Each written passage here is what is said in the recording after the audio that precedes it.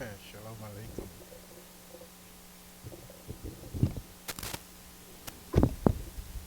Okay.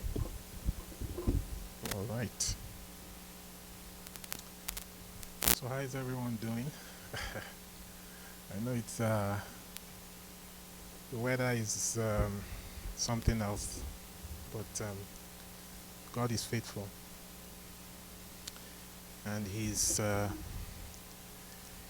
faithful to keep us safe and warm in this weather. So um, I wanted to talk about the Hebrew month of Shevat. We just it was, I believe it was Wednesday night at sundown was the month we entered the new month of Shevat, and the last month we that just finished was the month of Tevet.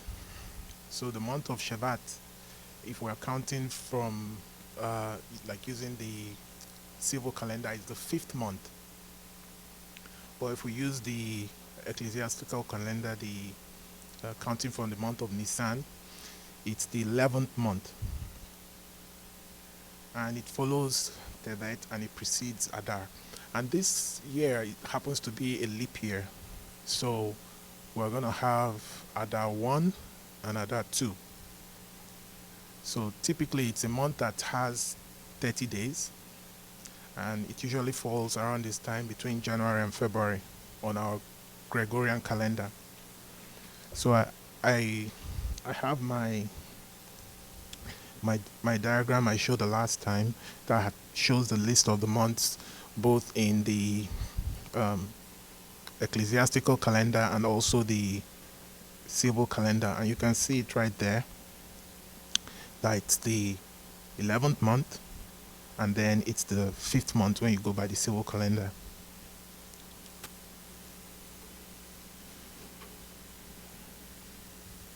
And on this slide you will see,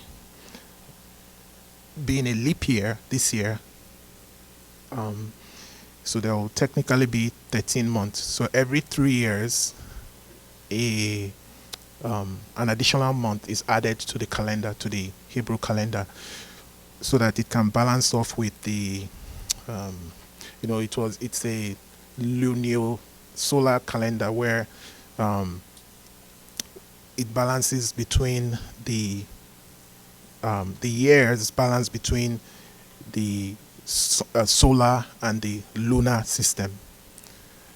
The Muslims, for example, they use the lunar calendar where um, their months and years are based solely on the moon.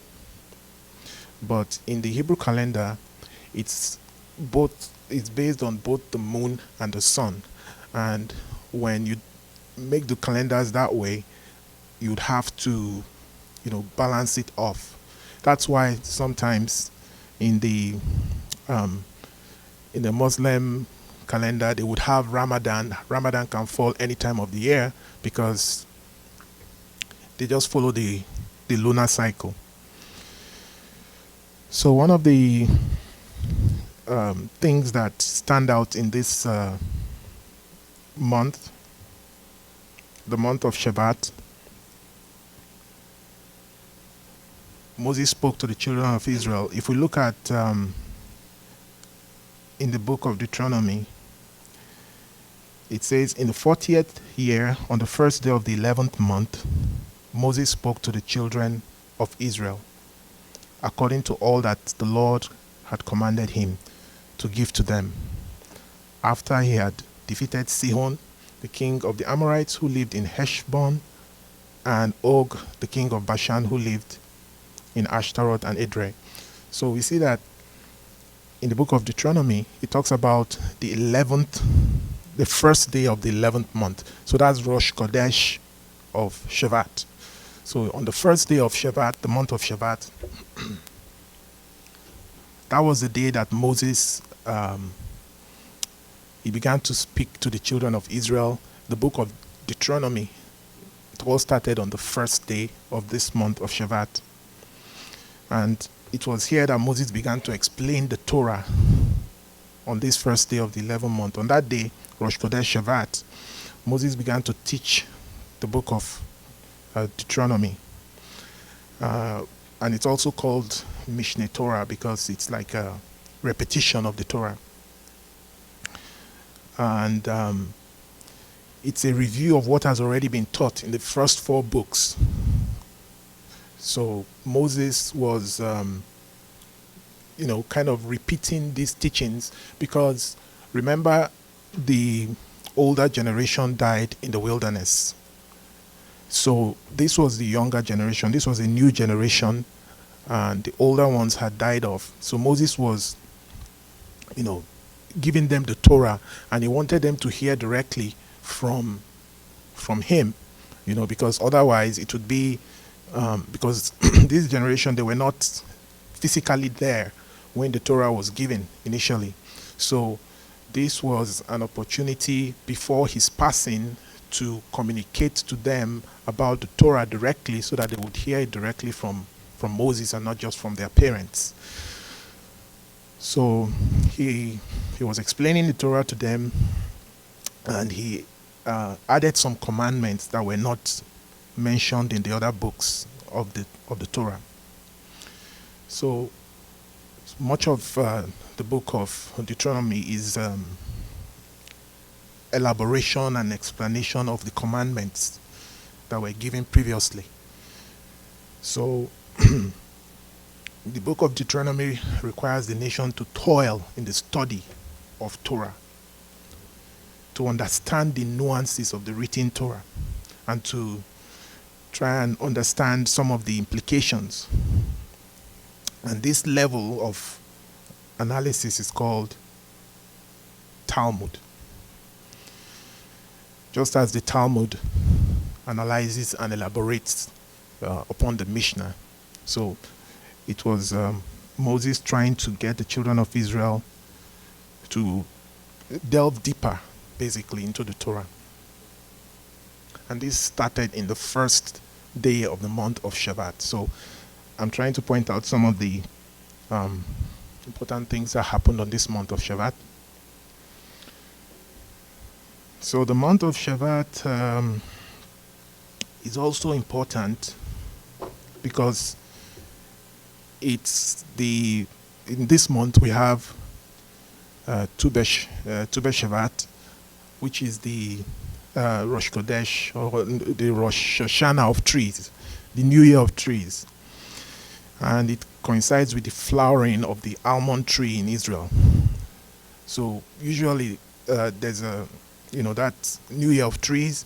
It's the day that is marked with eating fruit, particularly from the 7 kinds which Israel is blessed with. The wheat, the barley, the grapes, the figs, pomegranates, olives, and dates. So those are the 7 species in the land of Israel.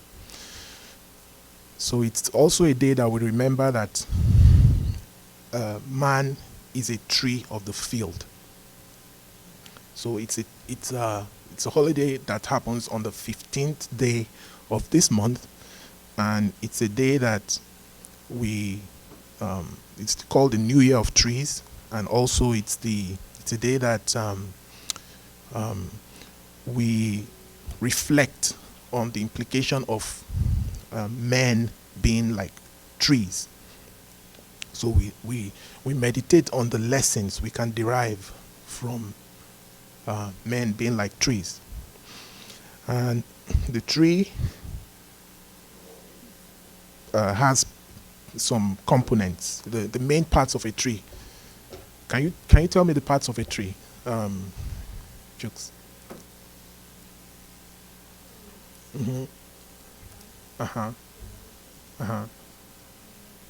And the leaves. Great. So the tree's primary components are the roots, and those anchor it to the ground and supply it with water and other nutrients, right? And then you have the trunk, the branches, and the leaves, which comprise its body, and the fruit, which contains the seeds by which the tree reproduces itself. So just like the tree has all those parts, the spiritual life of man also includes roots, a body, and fruit. So the roots represent faith, our source of nurture and perseverance. The trunk, the branches, and the leaves are the body of our spiritual lives, our intellect, our emotions, and our practical achievements, our mitzvot, the things we do. And then the fruit is our power of spiritual procreation, the power to influence others, to plant a seed in a fellow human being and see it sprout, grow, and bear fruit. So the roots are the least glamorous of the tree's parts, but it's the most important because it's buried underground, it's virtually invisible. It doesn't possess, the majesty. Like there are some trees that grow to be many hundreds of feet tall, right? But you don't see the roots. It doesn't have the colorfulness, like the roots of the tree I'm talking about now. It doesn't have the colorfulness of, the leaves and the fruit. And it doesn't have the tastiness of fruit. But without roots, a tree cannot survive. So in the same way, a life, you can have a life that might be blessed with only sparse knowledge, meager feeling and experience, and little to show in terms of achievement. But if the roots are extensive and deep, then it's a healthy tree. Just when I was driving here a few minutes ago, Nedum was asking me, because we have a tree in front of our house, and the tree was he was asking me, is the tree dead? Because there are no leaves, there's no, nothing to show, for the, he's used to seeing the leaves on the tree, but because it's so cold now, so the tree looks like it's dead, right? But the roots on the ground are still there, and they're, it's still healthy. I mean, it happens every year. This time of the year, it's very cold. All the leaves fall off and all that. But then spring comes around. The snow melts. The tree is watered. It rejuvenates. So that's how man is. The roots are the, representing our faith, even though we don't see it. When our roots are healthy, the tree is healthy. So when your faith and your trust in God is solid, you'll be able to weather the storm. So in various places in the Torah, it compares a person to a tree. So like in Deuteronomy 20 verse 19, it talks about a person is like the tree of a field. So for as the days of a tree shall be the days of my people, in Isaiah 65:22, and he will be like a tree planted near water, in Jeremiah 7 verse 18. So we can see that there are so many places in the Bible where it compares man to trees. So a tree has 4 basic elements in order to survive. It needs soil, it needs water, it needs air, and it needs sun or fire. So human beings also require the same basic elements to survive. So let's look at soil. A tree needs to be planted firmly in the earth. So the soil is not only the source through which nourishment is absorbed, but also provides room for the roots to grow. This is true of a person as well. So human beings require a strong home base where values and morals are absorbed and which provides a supportive growth environment. So in a world of negativity in this world, we need a filter, a safe haven to return to and to refresh. So everybody needs a community that provides an impervious shield, a soil where we can be ourselves, where we can make mistakes and still be accepted, loved, and nourished. It cannot be overemphasized that the environment in which we live, our families, our communities, I are very important. And there it talks about we need the soil where we can be ourselves, where we can make mistakes. Really important, because I just think of my home growing up, and I'm thinking of my home now where I have my kids, and I'm looking at them grow up. I'm looking at them make mistakes. They fight, they quarrel, and it's really interesting. And just watching them, and then I'm always acting as the judge. Oh, this one hit me, this one said this thing, this one said this other thing. Then I'll be the judge to say, no, you were wrong, go apologize to your brother, and no, so that environment is so important. And even as a community as well, we need that environment where we can make mistakes, and we can be corrected, and we can be accepted and loved, which is really very important. Does anyone have any questions or anything to say? So feel free to interrupt me, because I like it when you ask questions, because it makes me feel like you're following, and it's getting through. I always think about light, because light is you have positive and negative energy, and then you have resistance, right? So you can't have light without resistance. So usually when you hear something, it should challenge what you already know, and then you're like thinking about it, and that way that resistance illuminates your mind. You see, so feel very free to interrupt me. Another thing that a tree needs is water. Rainwater is absorbed into the ground, and through an elaborate system of roots is carried through the trunk, branches, and leaves of the tree. Without water, the tree will wither and die. So the Torah is compared to water. As Moses proclaims, may my teaching drop like the rain. Both rain and Torah descend from the heavens and provide relief to the thirsty and parched. The Torah flows down from God and has been absorbed by both Jews and non-Jews in every generation. So deprived of water, a person will become dehydrated and ultimately disoriented, even to the point where they may not be able to recognize their own father.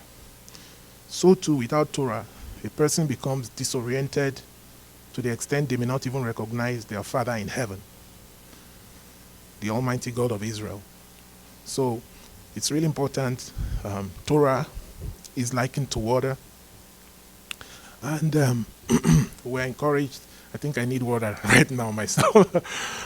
And that's why in the Jewish tradition there's this thing about you can't go without the Torah for more than 3 days.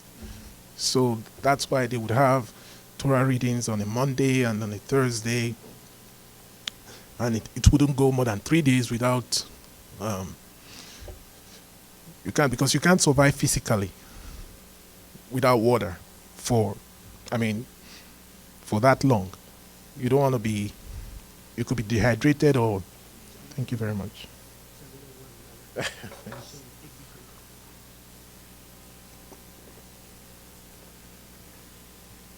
Yeah, my voice was okay before I don't know what happened.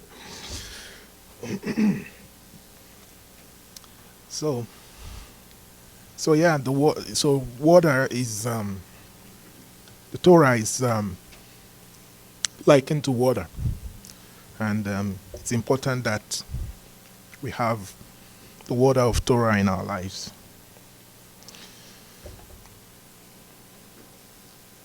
And the other thing we need to survive is air.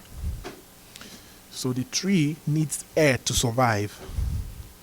So while trees use carbon dioxide to make their own food, they actually need oxygen, much like humans do, to process that food into energy. I've always thought that, trees, they produce oxygen as a byproduct, right? The trees produce oxygen. Trees produce oxygen as a byproduct. So I didn't quite realize that they also need oxygen to survive. So the air contains oxygen that a tree needs for respiration. In order to use stored starch for growth, trees must convert sugars back into energy through a process called respiration. So I didn't realize that trees also need oxygen to breathe and to break down starch. And carbon dioxide, they need carbon dioxide for photosynthesis, which is the process through which they create food. So in an imbalanced atmosphere, the tree would suffocate and die. So the Torah in Genesis 2 verse 7 states that God breathed life into the form of man. The Hebrew word for breath, neshima, is the same word for soul, neshama. Our spiritual life force comes metaphorically by way of air and respiration. We use our senses of taste, touch, and sight to perceive physical matter. Even hearing involves the perception of sound waves, but smelling is the most spiritual of senses, since since the least physical matter is involved. So as the Talmud says, smell is that which the soul benefits from, and the body does not. So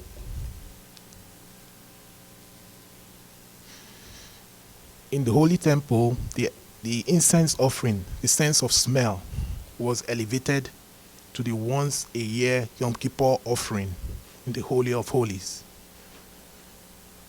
And the Talmud also says that when Messiah comes, he will smell and judge. That is, he will use his spiritual sensitivity to determine the truth about complex matters.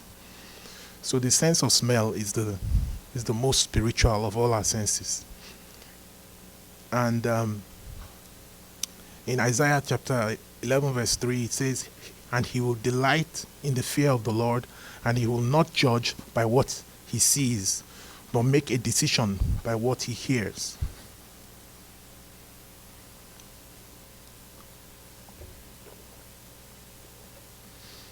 We see in the book of Isaiah there that he says he will judge by what his eyes see, that he will not judge by what his eyes see. So when the Messiah comes, he's not just going to judge by what he sees, but by that sense of smell.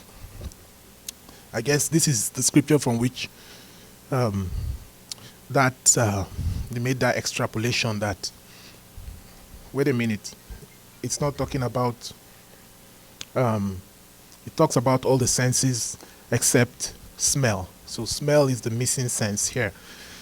And that's why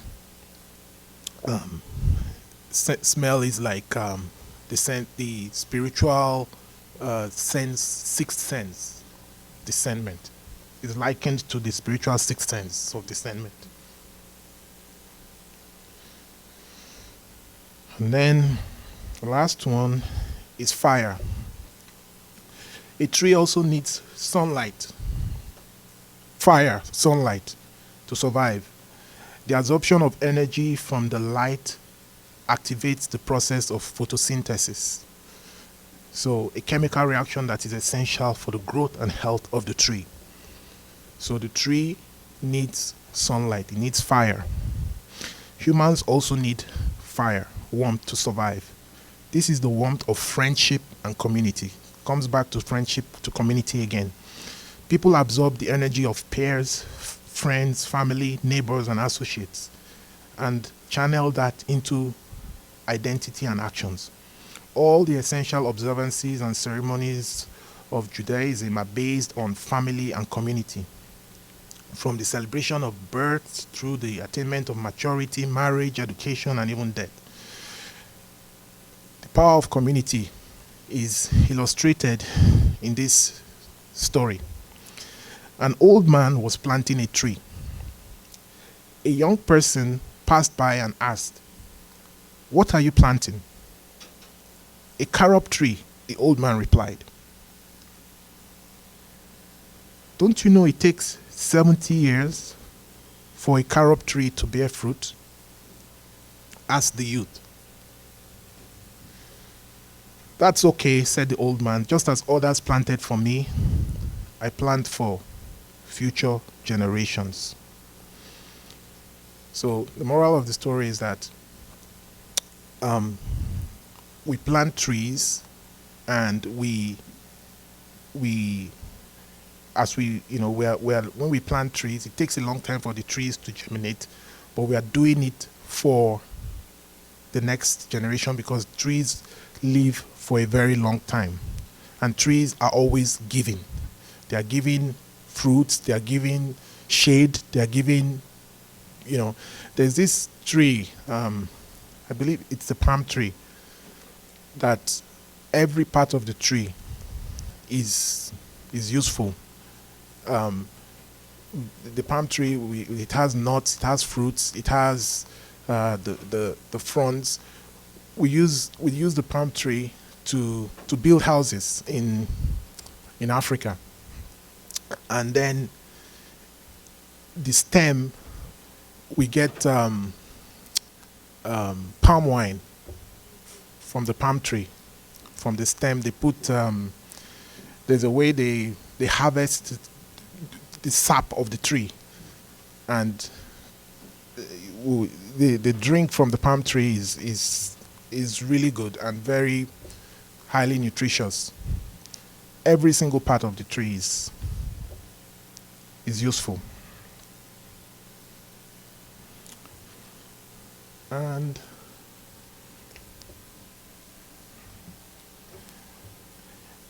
in the Holy Temple, okay, we talked about air. One other thing that I wanted to point out here is in the book of Mark, chapter 8, verse 24, when you read that verse in school, where it says, "He looked up and said, I see men, for I see them like trees walking," right? So that was the story about the blind man that Jesus healed. And when he touched him the first time, he said he could see men like trees walking, right? And the thing about that story is that when Jesus touched him the first time, it was as if he was in a hyper spiritual state, because he was seeing into the essence of man, right? It was as if he was seeing into the spiritual essence of man. And that's why he was, he said he was seeing men, but he sees them like trees walking. So Jesus touched him again and kind of brought him down to earth, because it's just like the story of I heard this story about is it Shimon Bar Yochai, the one rabbi who I think who they say wrote the what's this book now? Shimon, the Zohar, yeah. So the story goes that he was in a cave for many years with his son, and he was there and he got all the revelation about it. I don't know. uh, It's a, I don't know if it's a fable or whether it's a real story, but the truth of there's a lesson in the story. So the story goes that when he came out from the cave, and in fact, he barely had clothes. So when he to keep warm, they would dig into the sand and stay in the sand from neck down to keep warm. And he survived by, there was a tree growing there like a carob tree, um, and that was how he survived. And this carob tree, by the way, um, when John the Baptist in the New Testament, he says he he ate locust and wild honey, right? John the Baptist. So I believe locust is not talking about the flying insects. It's talking about this carob tree because I think it grows in the wilderness. If you even Google carob tree, I think he calls it John the Baptist. Like it relates the tree to John the Baptist. So it's actually the carob tree that is that locust that talks about that John the Baptist was eating. So Shimon Bar Yochai survived on the carob tree, and then when he came out from the cave and he started like he came out amongst regular human beings because he had been away for like over a decade. And then when he came out, he was looking at people and people just going about their daily activities, and he's like, why is this person wasting time making a living doing regular things that people do? Like you should all be studying Torah. You should all be somewhere just basking in the revelation of God. And he was even at a point of wanting to call down judgment on them.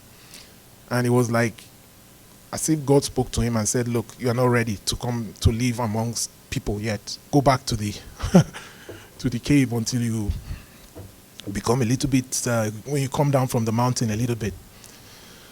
So the point I'm trying to make is that when the man saw men walking as trees, he seemed to be in a hyper spiritual state, and Jesus had to touch him again to come back to earth. All right. So, do you have any questions?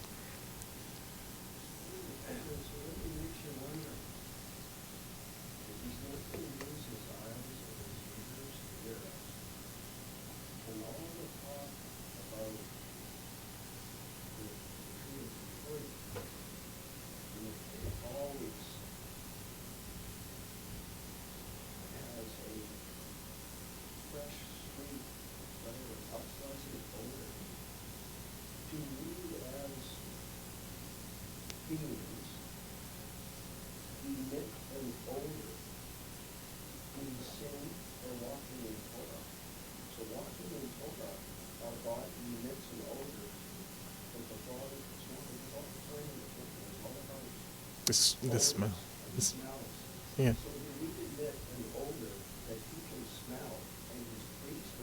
Mm-hmm.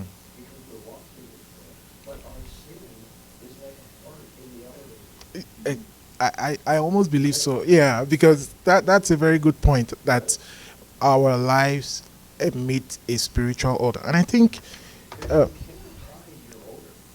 exactly, exactly. You can't hide your order. Exactly, exactly. And I think in the book of Corinthians, it talks about. I don't know the verse right now. 2 Corinthians 2:15. Can we let's open to that 2 Corinthians 2:15.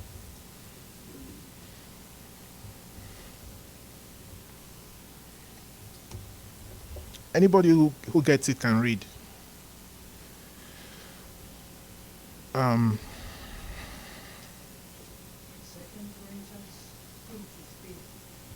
mhm.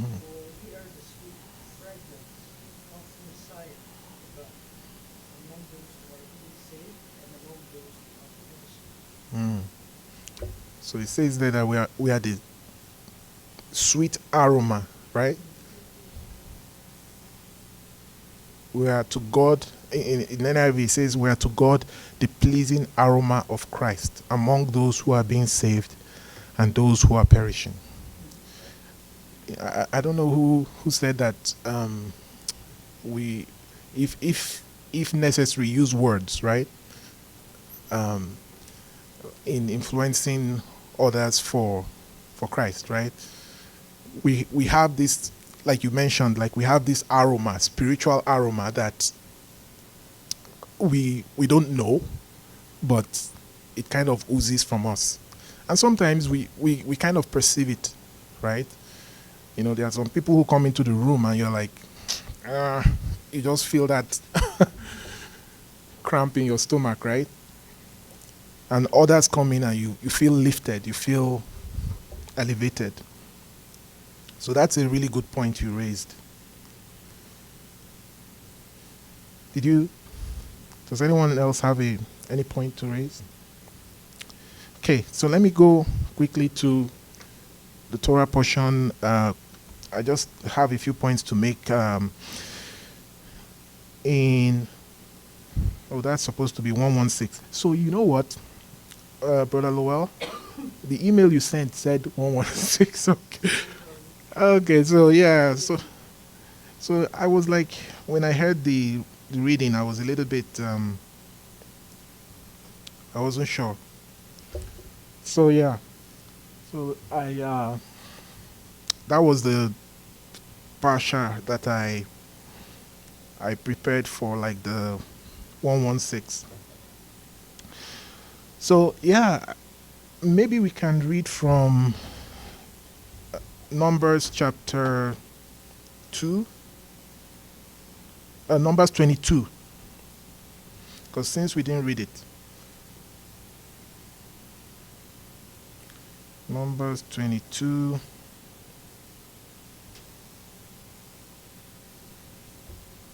from verse 2. If anyone gets to it before me, they can. Okay, go ahead. Just, yeah, start reading verse verse 2.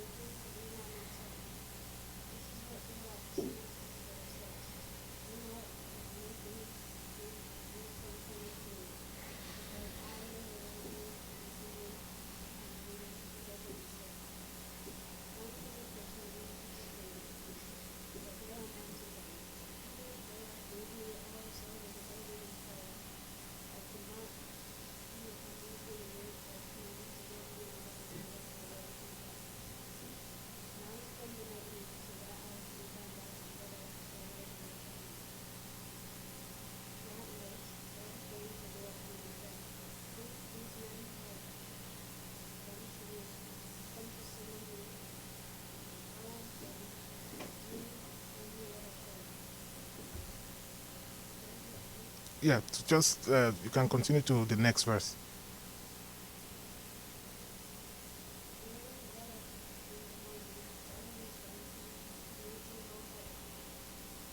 Okay, you can stop there. Um, so this story of uh, of Balaam is really interesting because I put up this diagram here because I wanted to point out um, the relationship between Balaam and the children of Israel and Balak as well. So what happened was, it says in verse 2, I believe, that they were terrified. It says, um, so Moab was in great fear because because of the people, for they were numerous. And Moab was in dread of the sons of Israel. Moab said to the elders of Midian, now this horde will lick up all the ground, and so on. So, and it says that they were, um, so he sent messengers. He said they were in great fear. I think there was one version that said something like they were really disgusted with the children of Israel.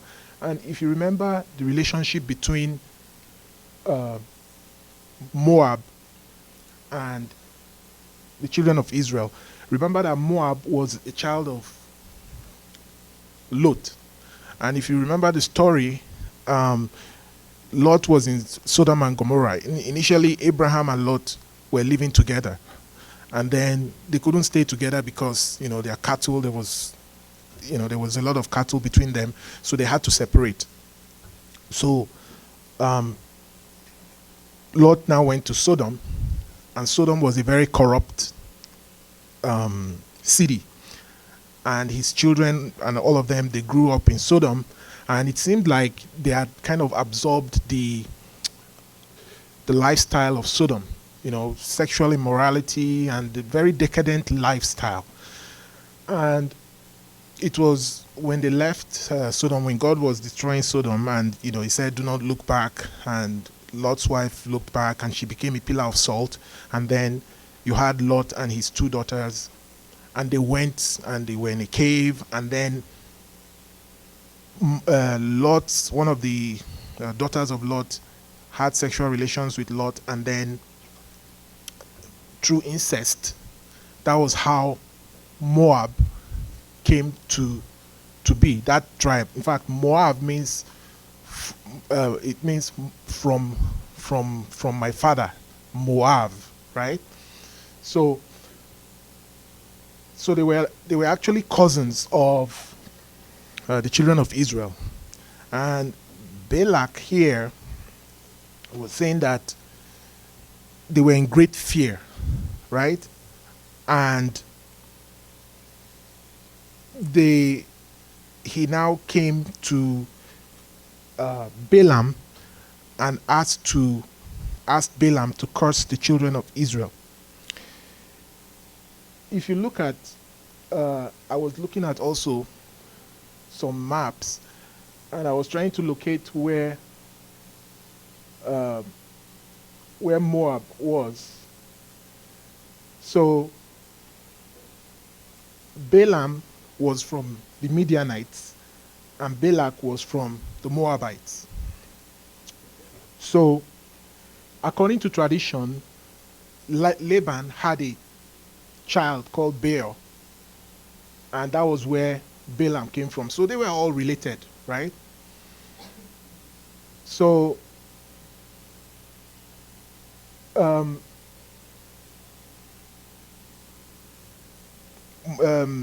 Balak now hired Balaam to curse the children of Israel because he was scared of them. If you look at the map here, you will see the territory. You see where the Moabites are. You see that Og had been conquered by Moses. Og, the king of Bashan, and Sihon, had been conquered, they were on the other side of Jordan, on the east side of Jordan. And those territories, the Og and Sihon, they were very powerful kings, and they provided physical protection for the Canaanite territories. You see, so because they had destroyed their physical protection, Moab felt very vulnerable, because they usually got protection from Og and Sihon, but the children of Israel had destroyed them, and they felt like, okay, if these guys can destroy our protectors, right, then we are in potential trouble. So the physical protection was not there any longer, and the suggestion was, okay, since we can't defeat them in physical battle, let's try and defeat them spiritually. And that's how they went to Balaam. And Balaam was someone who was known to anyone he cursed will be cursed, anyone he blessed will be blessed. And you begin to think, if he could bless anyone or curse anyone, why didn't he go to Balaam? Why didn't Balak go to Balaam and ask for a blessing?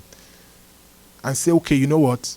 You're so powerful. Anyone you're blessed is blessed. Anyone you're cursed is cursed. But I'm asking you to bless me and protect me so that I don't fall prey to my enemies. Why would he go and ask for Balaam to curse his enemies if Balaam had the power to also bless? Right? But we see that when a person is motivated by fear, they tend to make wrong decisions. One of the things that I also wanted to point out is that when in verse 8 it says Balaam told the people that came for him, he said, spend the night here and I will bring word back to you as the Lord Adonai may speak to me. And the leaders of Moab stayed with Balaam. Then God came to Balaam and said, who are these men with you? So if you look at the Hebrew for the word that Balaam used, he said, spend the night here and I will bring back word to you as the Lord Adonai, Yod He Vav He, right, may speak to me. And the leaders of Moab stayed with Balaam. But when God appeared to Balaam, he appeared as Elohim.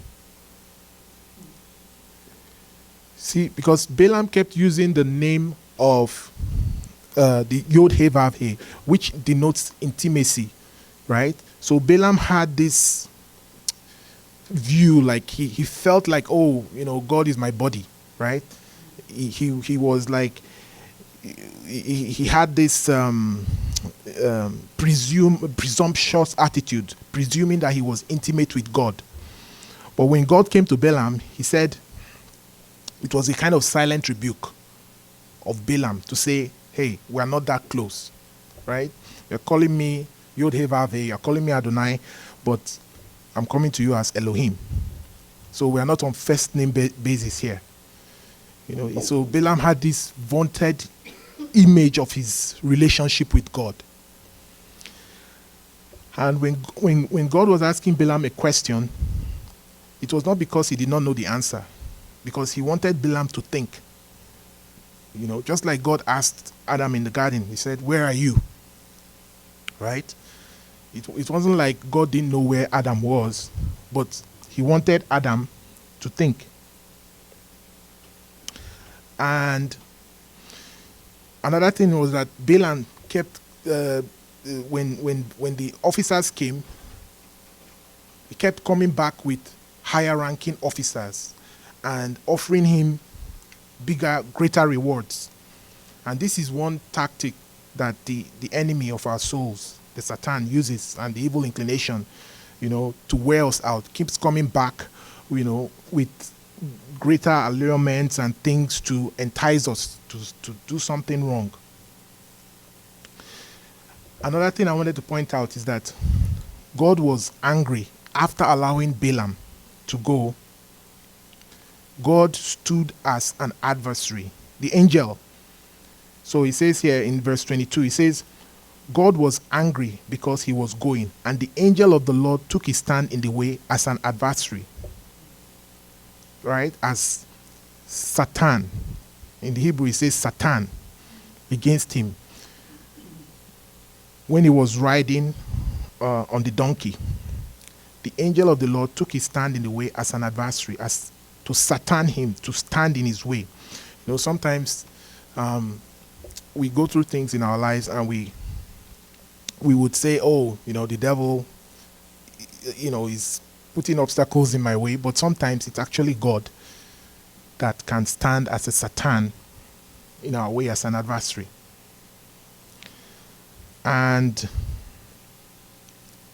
one last thing I want to talk about before I go, because I'm looking at the time here. If you look at the New Testament, where it talks about Balaam, it talks about the way of Balaam. If we look at 2 Peter chapter 2 from verse 14 to 16, let's quickly read that. 2 Peter 2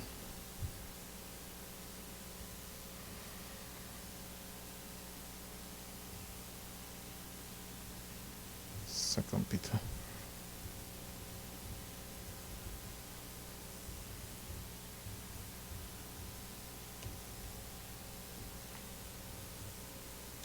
Second Peter 2:14.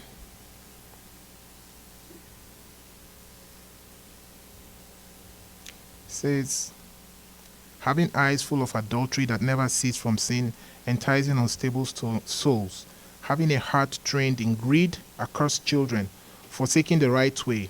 They have gone astray, having followed the way of Balaam the son of Beor, who loved the wages of unrighteousness. But he received a rebuke for his own transgression. For a mute donkey, speaking with a voice of a man, restrained the madness of the prophet. See that he talks about the way of Balaam. And that way, the way of Balaam is the love of money. He was a madman. He took the gift of God, the holy, wonderful gift, to make money. And in Jude 11, he talks about the error of Balaam. And there he talks about Cain, who killed his brother Abel for religious reasons. He talks about Korah, who rebelled against Moses for religious reasons. And Balaam himself, who was extremely religious, he wanted to use religious power for personal gain. See? And in 2 Timothy 3 verse 8, it talks about Jannes and Jambres. And it's interesting because this is one of those, it's not recorded in the Torah, those names, but in both Christian and Jewish tradition, Jannes and Jambres are those two magicians that replicated the snake, the miracle that Moses performed, right? So it's there in 2 Timothy 3:8. And this is one of those occasions where Jewish tradition, like things that were not in the Torah, that were in Jewish writings, got into the New Testament, right? And then we also see Simon the sorcerer in Acts 8, who, when Peter, James, I believe it was Peter, when he was praying for people to receive the Holy Spirit, and Simon offered him money, and he said, your money perish with you. And also Paul, when he was dealing with the demonic, the girl that was possessed with an evil spirit, and was shouting and said, these are the messengers of God, these are the servants of the living God, listen to them. Even though what she said seemed to be right, but Paul was able to discern that there was something wrong about that girl, and he delivered her from her demonic possession. And then it talks about the doctrine of Balaam, which is, Balaam taught because when Balaam tried to curse the children of Israel, he tried 4 times. And every time he wanted to curse the children of Israel. But every time he tried to curse, God changed his curse into a blessing. So it talks about the doctrine of Balaam. And Balaam taught Balak on how to cause the children of Israel to sin by the Moabite women. Right?